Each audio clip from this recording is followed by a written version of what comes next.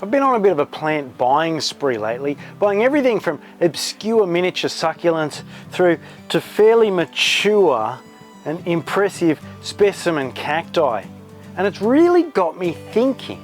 I've been pondering a lot on the stories that live behind these plants, the stories that have already happened and the stories that are yet to come.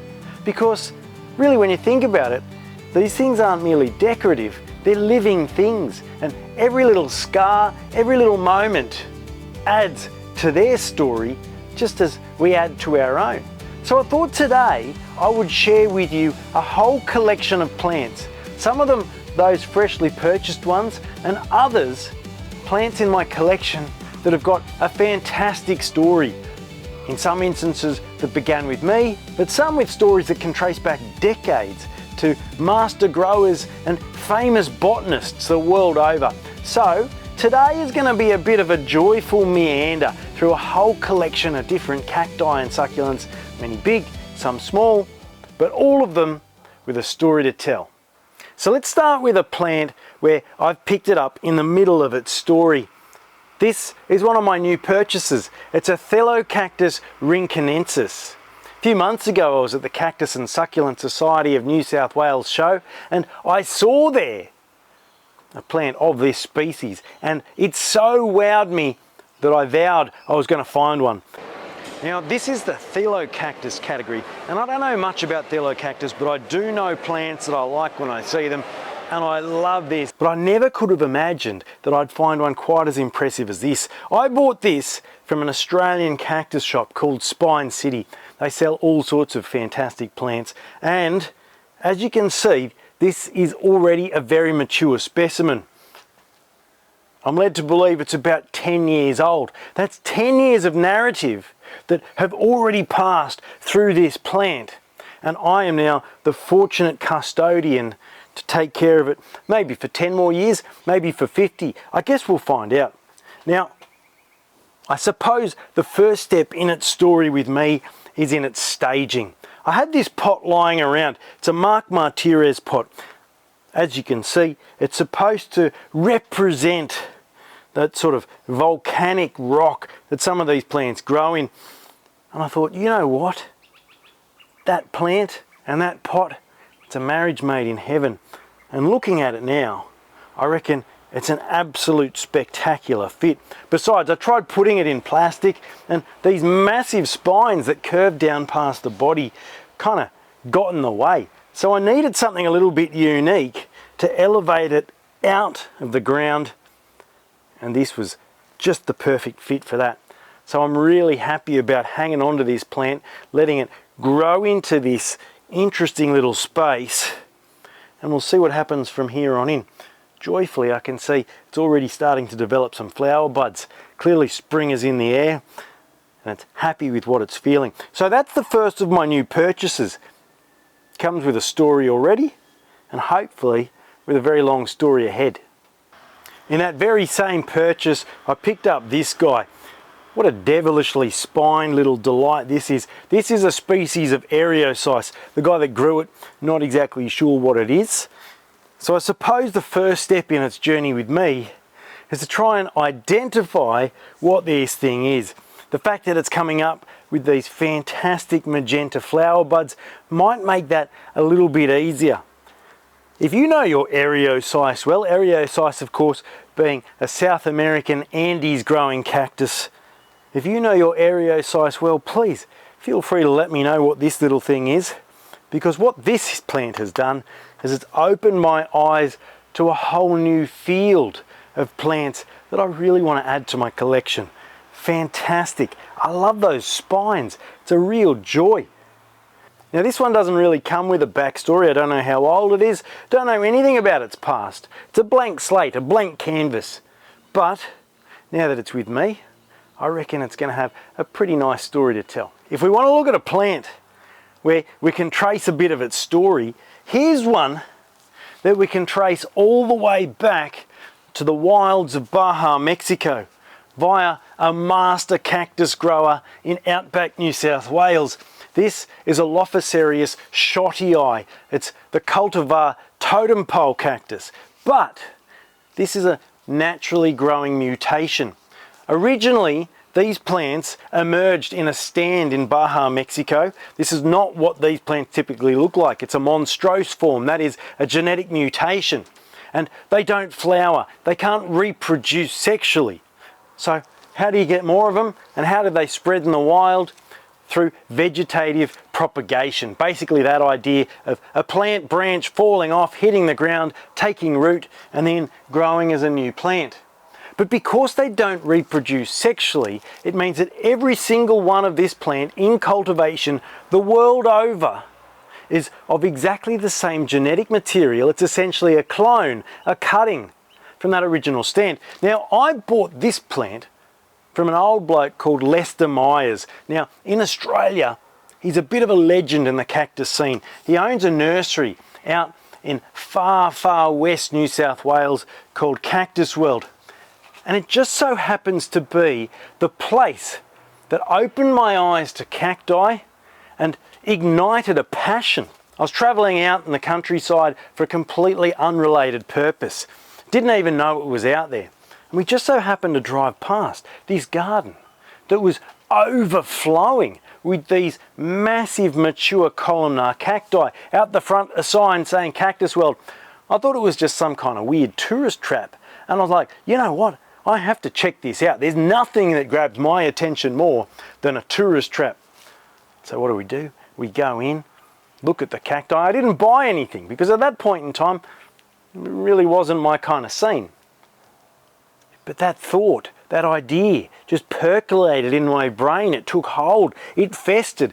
And I would say within about 3 months, I was suddenly absolutely gripped. And within 6 months, I was emailing Lester out at Cactus World saying, mate, what can I buy from you? And this here is probably the prime specimen that I got from him. He doesn't do mail order plant sales anymore, and so I am exceptionally happy to have this plant. It actually sat not growing at this high for about 4 years, I reckon, after I got it. Finally, and I don't know what instigated it. A couple of years ago, it finally started putting on some growth. But, of course, every plant, when it comes into someone's care, you start adding to that story. And so I can tell a few stories about this plant. First of all, every mark is an indicator of, I suppose, a moment, whether that be a moment of terror, a moment of joy, or a moment of utmost stupidity. You can see there's corking all around the base here. And I don't even know why. I don't even remember what I was trying to achieve, but I doused the base in some sort of alcohol solution, and it had this nice, as you can see, beautiful blue-green farina, and instantaneously that farina was stripped away, never to come back, and over time it's kind of corked, it's crackled, and added, I suppose, a little marker of my inexperience back in the day. It's been chewed on by grasshoppers. That mark and that mark were where a grasshopper took a huge bite out of its growth point, and it's since recovered. However, overall, it's looking pretty good, and for one of my earliest plants, I'm pretty overjoyed that it's still going and I'm still adding to its story. But if we're talking about early plants, let's go right back to the beginning of my cactus growing story. Now, very early on in my cactus collecting journey, I did buy a few plants here and there just to get the ball rolling. But probably within a few months of that journey out to Gilgandra and visiting Lester's Cactus World, I happened upon a plant competition at the Royal Easter Show, big Sydney institution. And there I saw for the very first time a Lithops plant. I'd never seen anything like this weird, low-growing, clumping, beautifully colourful plant in my life. Mimicking stones, I just had to have one. But at that particular point in time, where would you get Lithops? I had no idea. And so, after doing a little bit of research, I discovered the joys of seed sowing. And seed sowing now forms the bedrock of my whole collection. But the very first set of seeds that I ever did sow were Lithops seeds, and that might come as a bit of a surprise. Seeds of a species called Lithops Julii fulleri. And somehow, despite the difficulties of growing lithops, despite how finicky they are, despite how easy they are for beginners to butcher them and kill them and have them rot and dissolve in all sorts of horrible ways, I have no idea how, but I have one survivor from that very first sowing of seeds. This plant here. It's a double-headed one. It takes probably 4 or 5 years for that to start to emerge, and I'm hoping within the next year or two these heads will split again and we'll have a 4-headed lithops. But you know what?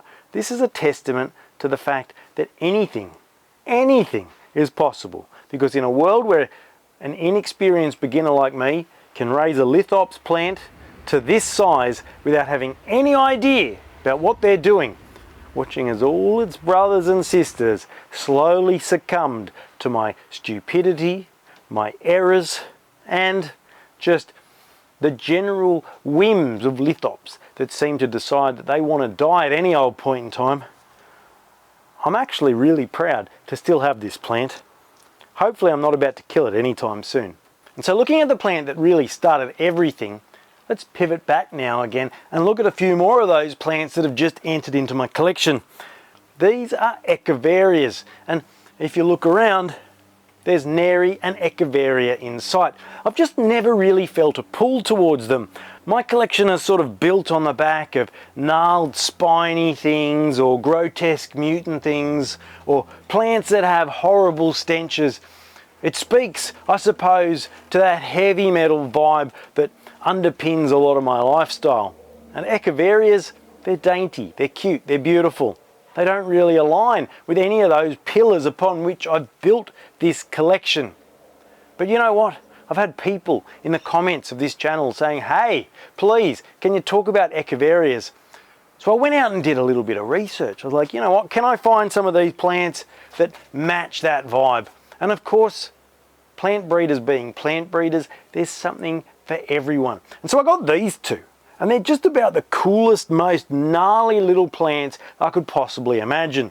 Cultivars. That means, of course, that they're not species plants, they've been deliberately bred for these particular traits. This one is a cultivar called Echiveria Black Mediba, and when it gets enough light, those leaves are like a really heavy black purple colour. But not only that, the leaf tips end in this kind of curled little spiny form, and they've got this thick, ridged kind of body. I don't know, they look almost monstrous to me, and when I saw it I thought, you know what, that's a plant that I would be very happy to add to my collection. And then the same grower had this one, and the name of it, the appearance of it, everything, it spoke to me. It really spoke to me. This is called Echiveria Romeo Blood Spots. Now, Echiveria Romeo is typically a very bright red cultivar, and that's fine. But this one, that blood red colour, is kind of splattered over the leaves. I don't know how they've achieved it through their selective breeding, but the thing looks like it's been splattered with blood. Kind of gross, but also, in my opinion, pretty epic. And so now I've got a couple of little Echiverias that are going to start their journey with me, and I reckon in about 6 months' time, if I haven't killed these plants, you'll be seeing a video out from me on how to grow Echiverias and some of the cool different cultivars you can find out there if you look hard enough. But let's keep looking at some plant stories. Now, speaking of cultivars, here's another cultivar that has got a long and storied tradition.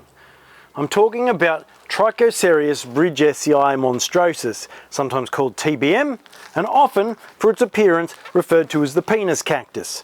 Take a look at it, and you can see precisely why. Now, like all cultivars, they don't typically reproduce from seed. This is a plant that never flowers. I don't think there's ever been a single recorded instance of this particular plant taking flower.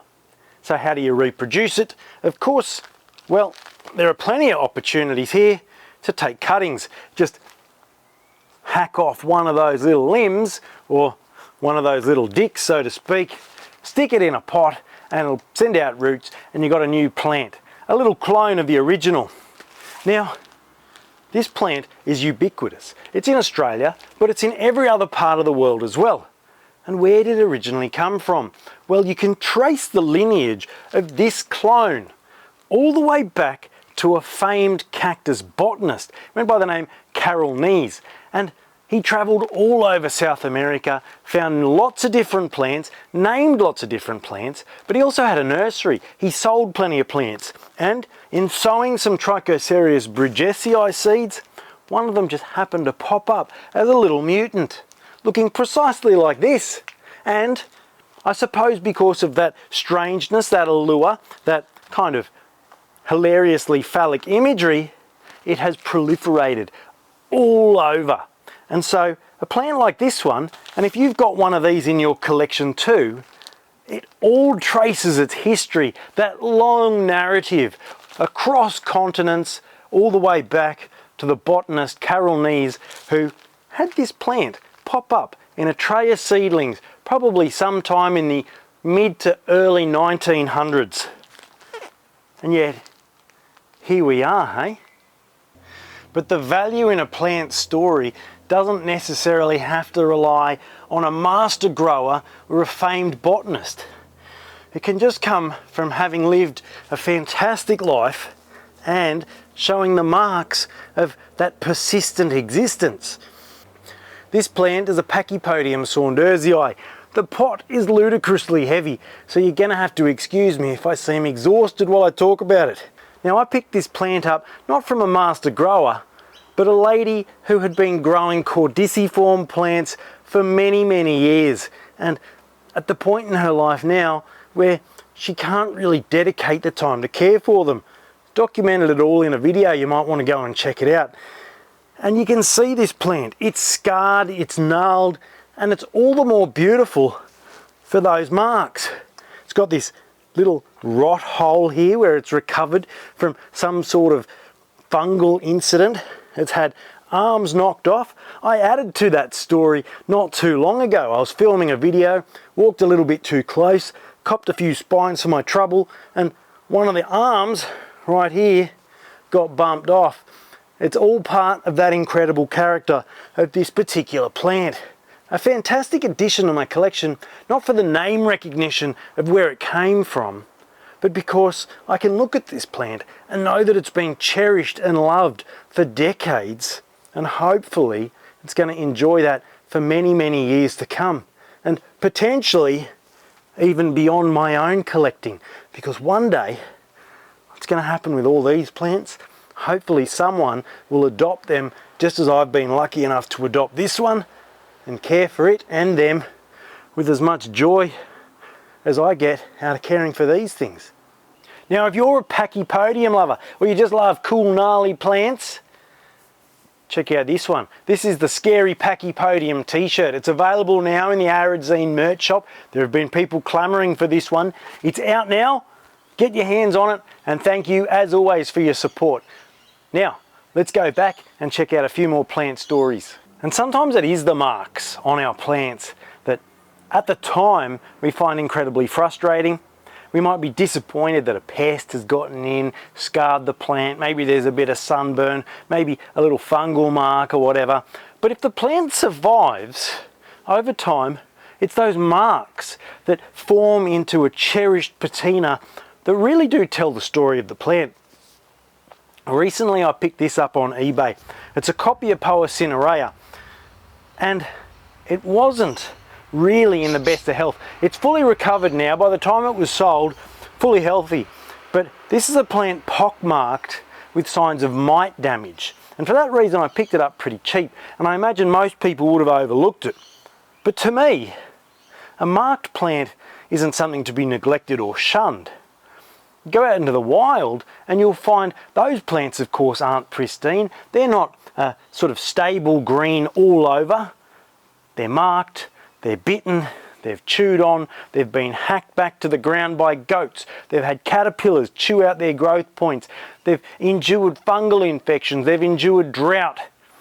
And all of that is what adds to the natural character of these plants, and in my opinion, adds to their character in cultivation too. So the fact that I could get this little guy here for significantly less than a plant of this size would ordinarily sell for, all the better, I say.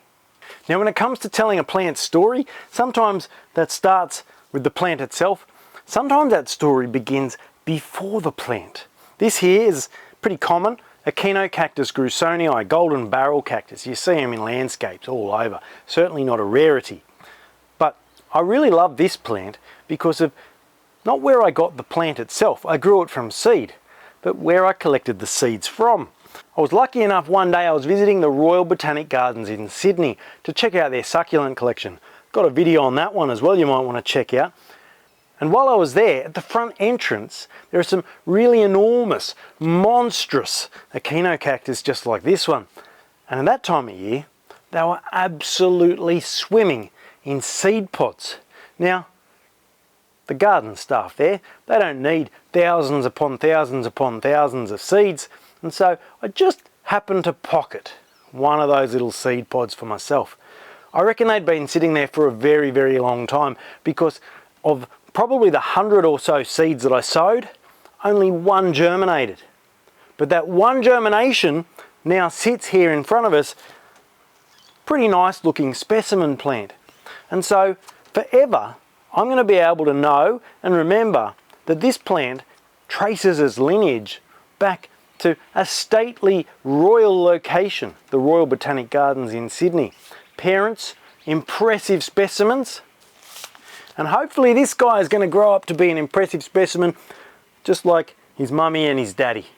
Now from all of that, let's turn our attention back to a couple of plants that are just beginning their story with me in the last couple of weeks. This is an Adromiscus marianae, and this is a Crassula cornuta. Both beautiful miniature South African winter growing succulents, and I actually have a plan for them. I have a story already mapped out. What I want to do is stage them together, kind of create a miniature South African landscape in a pot. Is it going to work?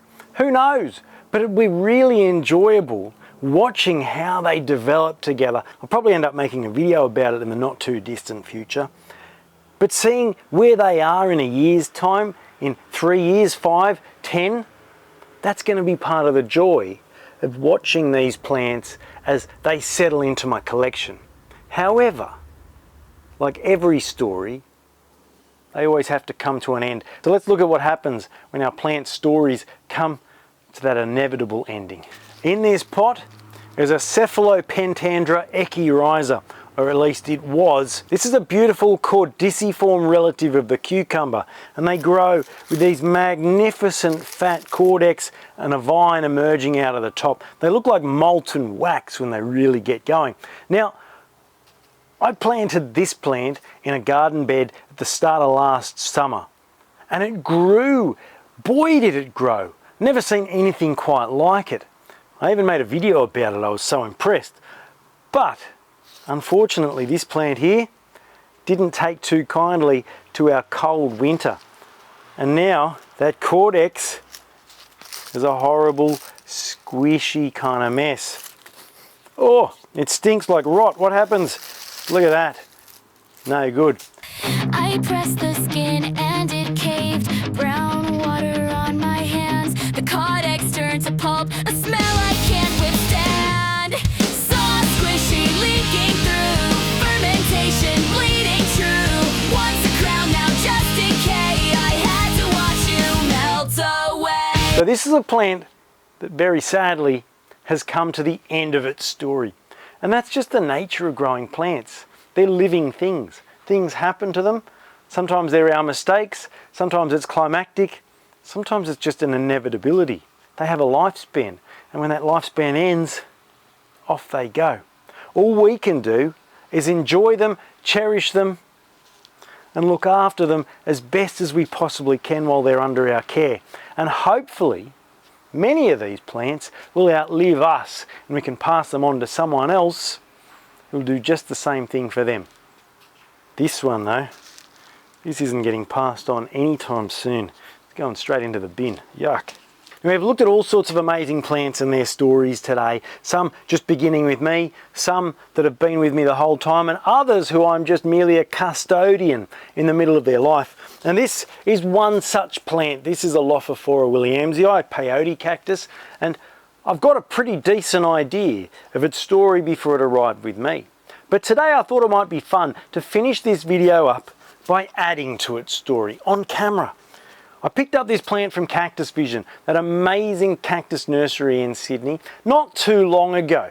And what I do know is that they picked it up from a master grower who had an incredible touch growing plants just like this one. When I brought it home, I thought this is a perfect candidate for a bit of habitat staging.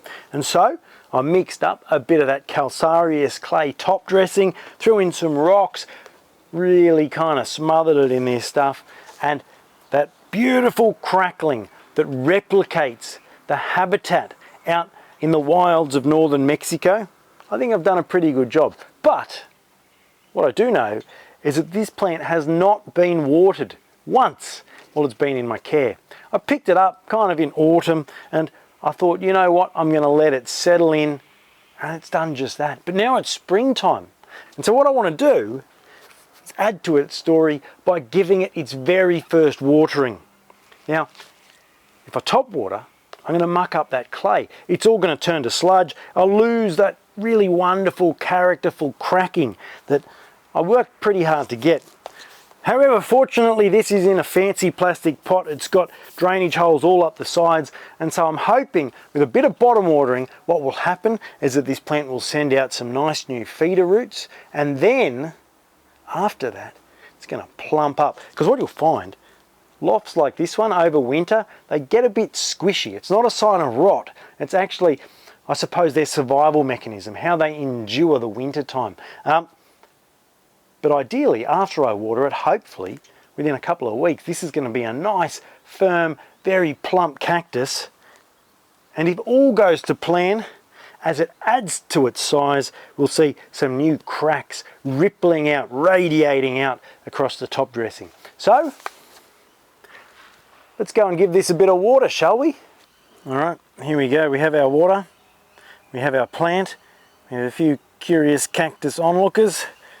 Let's get this monster, if we can, into that tray.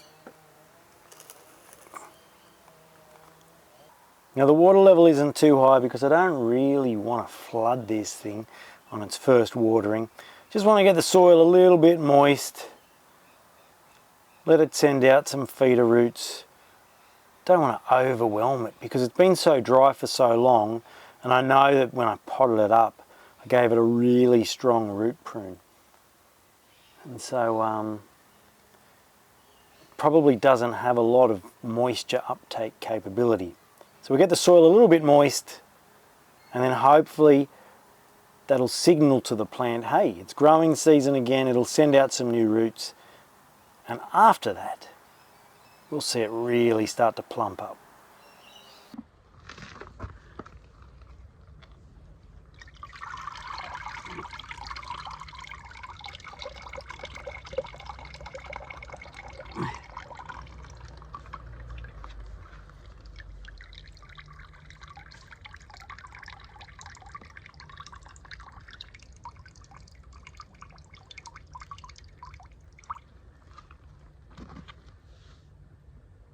So there you have it, plant narratives. It's just another way of viewing our plants and cherishing them and recognizing the value that they bring to our lives. Because these things aren't just decorative objects that we put on a shelf and they look good. Some people certainly treat them like that, but they're living things just like you and I. And just as we have our own life stories, so too do our plants. And so it's a really fascinating angle to take when you want to think about them.